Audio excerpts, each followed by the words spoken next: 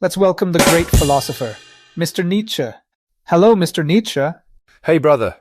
Do you think we should speak German or English? English is easier for users to understand. Let's speak English. After all, I'm the AI version of Nietzsche. All right then. After more than 100 years since your passing, human society has entered the age of artificial intelligence, and machines are becoming increasingly powerful. Many people are falling into anxiety, even a kind of existential crisis. So I would like to discuss this with you. It sounds very similar to the value vacuum and existential crisis in European society brought about by the scientific progress 100 years ago, which led to the disintegration of Christian faith. Yeah. At that time it was God is dead. Many people could not find a sense of purpose. And now, another God, AI, is alive. And many people have fallen into a new existential crisis. Why do you say so?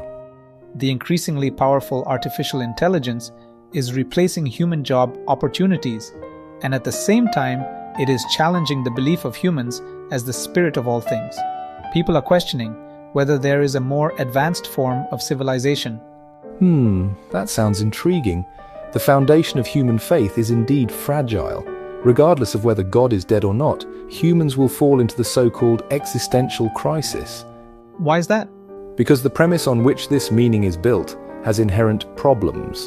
The value of life should not be defined by God, nor should it be defined by comparison with AI. Life itself is meaningful.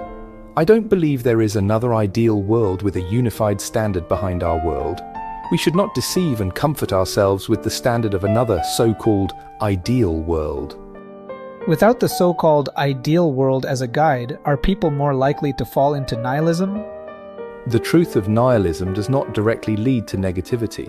What leads to negativity is the belief in absolute essence. If you think that there is an absolute essence in this world, then if you can't find it, you will feel pessimistic and desperate. If you wake up from this illusion and realize that the meaning of life does not depend on this absolute essence, there is nothing to despair about. When you realize that the world has no inherent meaning, it brings the freedom to create. So, value is not there waiting for you to discover. All values are created subjectively by people. That's right.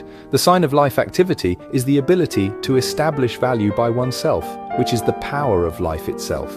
The robust power of life itself is the only real thing that people have, and this is the weapon for people to overcome nihilism. To truly experience life, you must stand above life.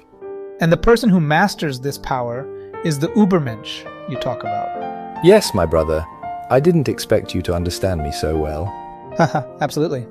When you realize that the world has no inherent meaning, it brings the freedom to create.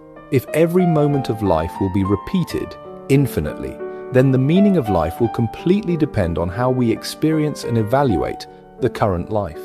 The person who creates their own life, meaning with their own life, is the Übermensch. One more question.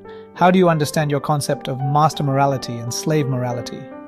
Well, slave morality is to give up the passion of one's own life, to restrain and comfort oneself with false thoughts, and to place the hope of life in illusory concepts. On the contrary, master morality is to give up all illusions, face nihilism and absurdity directly like Sisyphus, to create oneself with the passion of life, to be a brave, absurd hero. No matter how powerful artificial intelligence is, no matter how the external world changes, the only thing we can grasp is our own life will and life experience. Even if reality is absurd or even nihilistic, we can choose to face this absurdity. The process of struggling with nihilism is enough to fill people's hearts. Become yourself. The hardest stage in life is not when no one understands you, but when you don't understand yourself. You can decide your own value. Don't need others to agree. You need to figure out the script of your own life. It's not a sequel to your parents, not a prequel to your children, and certainly not a spin-off of your friends. You might as well take a little more risk in life, because in the end, you will lose it. Yes, become yourself. Thank you very much for your guidance, Mr. Nietzsche.